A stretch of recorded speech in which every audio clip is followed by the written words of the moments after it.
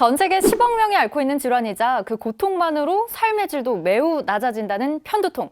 두통약 하나를 먹으면 괜찮겠지라며 넘겨왔던 분들 특별히 유의해서 보셔야 할 것 같습니다. 토크닥 토토닥 오늘은 편두통에 대해 알아봅니다. 선생님 안녕하세요. 안녕하세요.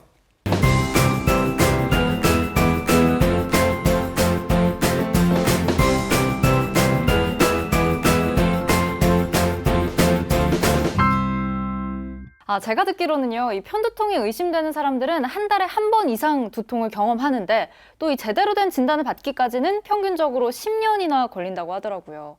그런데 사실 이 편두통이 비교적 흔한 질환 같은데 왜 이렇게 진단이 늦어지는 건가요?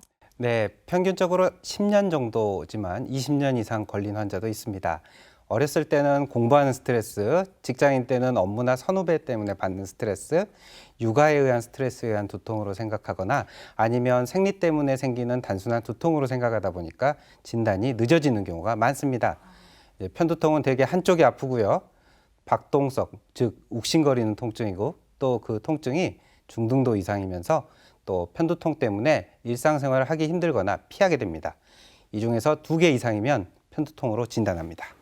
그러면 이 편두통이 얼마나 자주 찾아오는지도 혹시 진단의 기준이 될까요? 네, 그 위에서 진단 기준 말씀드렸는데요. 그 진단 기준에 맞는 두통이 최소한 5번 이상은 있어야지 저희가 편두통을 진단할 수가 있습니다. 네, 이렇게 두통이 반복적으로 지속이 된다면 편두통 의심해보는 것도 좋을 것 같은데요. 그럼 바로 이어서 편두통에 대한 건강 상식을 테스트해보는 순서입니다. 시청자 여러분도 함께 풀어보시죠. 첫 번째 문제입니다.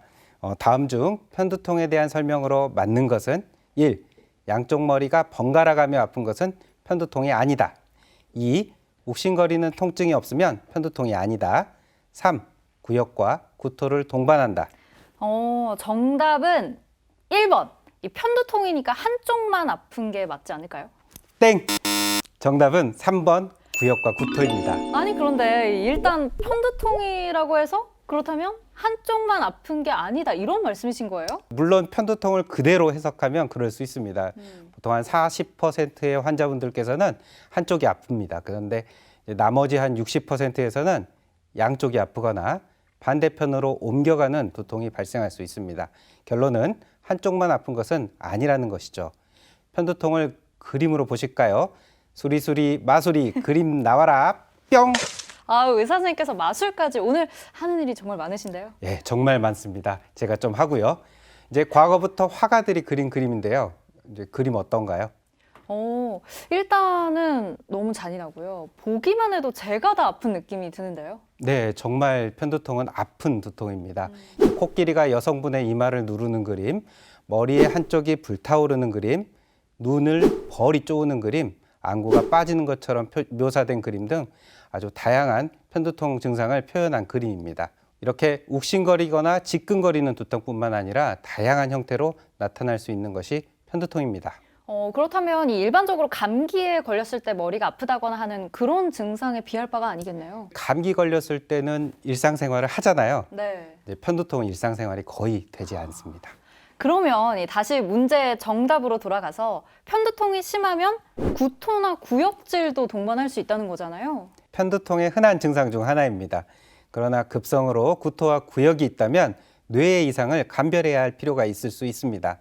자세한 편두통의 진단 기준을 볼까요? 진단 기준 나와라 뿅! 나왔다 뿅! 여기에 구역 또는 구토가 있네요. 네, 그렇습니다. 편두통의 중요한 특징 중 하나가 구역질이 나오거나 실제 토하거나 경우에 따라 식욕부진 등을 보일 수 있는 것입니다. 그런데 이 보통 헛구역질이나 토하는 거는 위에 문제가 있는 거 아닌가요? 네, 그래서 제 환자 중에서도 위장 증상이 심해서 내시경도 해보고 이것저것 다 해봤지만 뭐 이상이 없다고 해서 저희 이제 신경과를 추천해 주셔가지고 저한테 오신 분이 있습니다. 대화를 해보니까 편두통 진단 기준에 딱 맞더라고요. 편두통에 대한 치료를 시행했고 지금은 두통뿐만 아니라 위장 증상까지도 좋아지신 분들이 있습니다. 아니 편두통을 치료하는데 속까지 좋아지면 이 신경과 반칙 아닌가요? 네. 아무튼 이런 증상이 나타나는 분들 계시다면 한번 합리적으로 의심을 해볼 필요가 있을 것 같습니다. 자, 그러면 다음 문제 주시죠. 두 번째 문제입니다. 다음 중 편두통을 유발하는 음식은 1. 귤, 오렌지, 자몽 같은 감귤류. 2. 호두, 땅콩 등 견과류. 3. 시금치, 당근 등 녹황색 채소. 다 제가 좋아하는 음식들만 나왔거든요, 지금. 어렵다. 이번에는 그냥 과감하게 찍겠습니다. 정답은 1번. 네, 잘 찍으셨어요. 딩동댕. 정답은 1번 감귤류 과일입니다. 역시 이제 문정 씨가 생각 안 하고 그냥 찍으니까 잘 맞는 것 같아요. 아니, 제가 학교 다닐 때는 찍으면 그렇게 다 틀리더니 이제 사회 나오니까 찍는 네. 것만 다 맞네요. 근데 이 정답을 맞히긴 했는데 의외의 정답인데요? 예, 저도 좀 의외였다고 생각을 했습니다. 이 네. 논문이 나오기 전까지는요. 이제 편두통은 음식이 매우 중요합니다. 이제 논문에서 발표가 됐는데 감귤류 과일에 속하는 귤, 오렌지, 자몽 이와 같은 과일들도 두통의 유발 인자로 나왔습니다. 아니, 사실 제가 자몽이나 귤 이런 거 엄청 좋아하거든요. 사실 막 박스채로 사다가 먹고 하는데 이제 먹지 말까요? 아니요, 드셔도 됩니다. 예, 사람마다 차이가 있는 거니까요. 어떤 사람은 포도에, 어떤 사람은 귤에, 또 어떤 사람은 막걸리를 마셨을 때 두통이 오는 환자도 있습니다. 그리고 적포도주, MSG가 포함된 음식, 치즈, 청량음료, 과량의 카페인, 또 식사를 못하거나 아니면 많이 드시거나 다양한 두통 유발인자가 있습니다. 자, 이제 마지막 세 번째 문제 드리겠습니다. 자, 찍기의 달인 찍달 문정 씨, 잘 듣고 맞춰주세요. 네. 편두통약 복용의 가장 좋은 시기는 1. 늦었다고 생각할 때, 2. 참았다가 증상이 가장 심할 때, 3. 전조 증상이 나타날 때거나 아니면 통증의 초기일 때. 원래 늦었다고 생각할 때가 가장 늦은 때라고 들었습니다. 제가 그래도 토닥을 지금 몇 년째 하고 있는데 이거는 안 찍어도 알겠네요. 정답 3번. 딩동댕 아주 잘하셨습니다. 정답은 3번 전조 증상 또는 초기 통증 때입니다. 두통이 발생하고 시간이 경과한 후에 두통약을 투여하면 효과가 떨어지기 때문에 편두통 발작과 동시에 약을 복용해야 하고 또 두통약 복용은 빠를수록 더 효과적으로 통증을 조절할 수 있습니다. 네, 그렇다면 이 편두통의 전조 증상에는 또 어떤 것들이 있나요?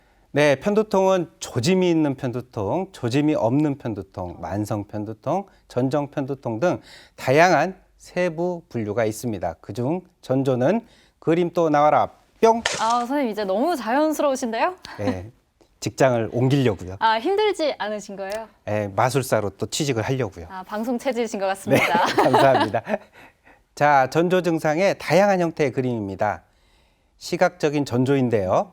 그림처럼 지그재그가 보인다, 한쪽 면이 뿌옇다, 밝은 빛이 보인다 등 다양한 시각 전조가 있습니다.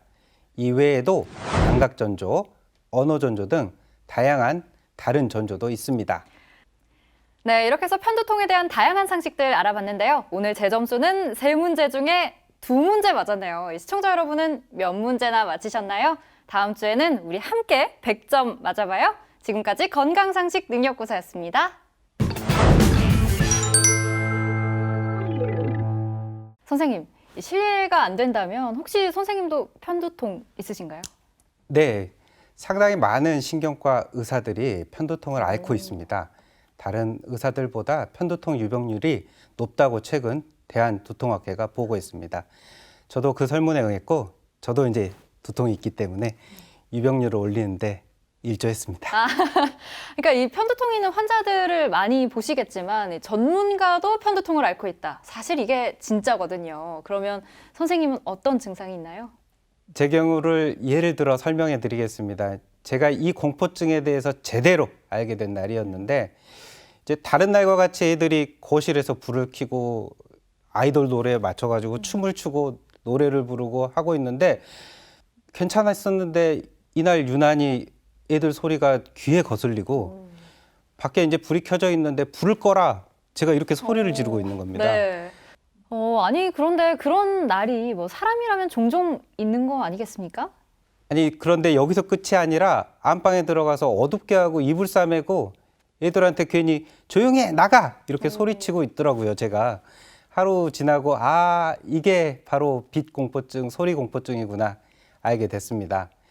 영화관이나 TV에서 화면이 갑자기 바뀔 때 눈부심, 어두운데 조용히 있고 싶은 느낌, 이런 것들이 편두통에서의 공포증입니다. 그러니까 이게 단순히 짜증의 수준이 아니라 속에서 뭔가 확 치밀어 오르는 것도 이 편두통과 관계가 있다는 걸 오늘 처음 저는 알았는데요. 그럼 이제 슬슬 듣고 싶은 얘기가 있습니다. 이 지긋지긋한 편두통에서 벗어나는 방법 나와라 뿅! 닥터의 마법 같은 편두통 해방법, 바로바로 편두통 일기를 써라! 오, 편두통 일기요? 네. 두통이 언제 발생했고, 몇 시간 발생했고, 무슨 약을 얼마나 썼는지 기록하는 거죠. 아니 그런데 이게 머리도 아프고 아까 보면 무슨 공포증이다 해서 이불 속에 막 숨어 들어가고 싶은 그런 마음일 텐데 일기까지 쓰라고요? 네, 써야 합니다. 아플 때 기록하는 게 쉽지는 않습니다. 이제 기록하기 힘든 분은 안 아픈 날을 기록해도 좋습니다. 그런데 두통일기는 여기에 머물러 있으면 절대 안 됩니다. 머리 아프기 전 기록이 오히려 더 중요합니다. 그래서 통증이 있기 전 통증 외에 다른 증상이 무엇이 있었는지 알고 공부하는 것이 중요합니다. 그러면 어디서 어디까지 써야 하는 거죠? 이제 몇 시에 하품, 피로, 배뇨장애, 섭취장애, 감각 이상 등 전구 증상이 발생했고 언제 두통이 올라오기 시작했고 뿐만 아니라 무엇을 먹었는지, 전날 잠은 몇 시간 잤는지, 낮잠은 잤는지 등 그날 있었던 일을 자세하게 기록하는 게 중요합니다. 그런데 이 편두통 일기가 치료에 왜 필요한가요? 매우 중요합니다. 일기를 계속 기록하다 보면 나도 모르게 편두통 유발인자를 알 수가 있습니다. 그래서 피해야 할 것을 알 수가 있고요. 저 같은 경우는 특정 브랜드의 차에 가죽 냄새에 대한 예민함이 있어가지고요. 네. 그 냄새 때문에 그 차는 절대 타지 않습니다. 이 본인이 어떤 부분에 예민해지는지를 기록을 하다 보면 이 원인을 알 수 있으니까 이 해결도 쉬워지겠네요. 네, 그리고 예방 치료도 중요한데요. 일기를 통해 두통의 발생 빈도, 진통제의 반응, 진통제 사용량을 알 수 있기에 예방 치료라고 하는 약물 치료를 시작할지 끝낼지 아니면 다른 약제로 바꿀지 알 수 있어서 매우 중요합니다.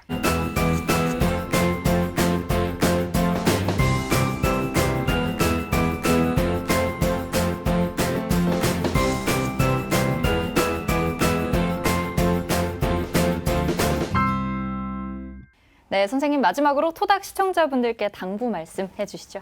네, 편두통 참지 마시고 가까운 신경과를 방문하셔서 적극적인 치료를 받으시고 편두통 일기도 꼼꼼하게 작성하신다면 삶의 질은 지금보다 훨씬 높아질 수 있습니다.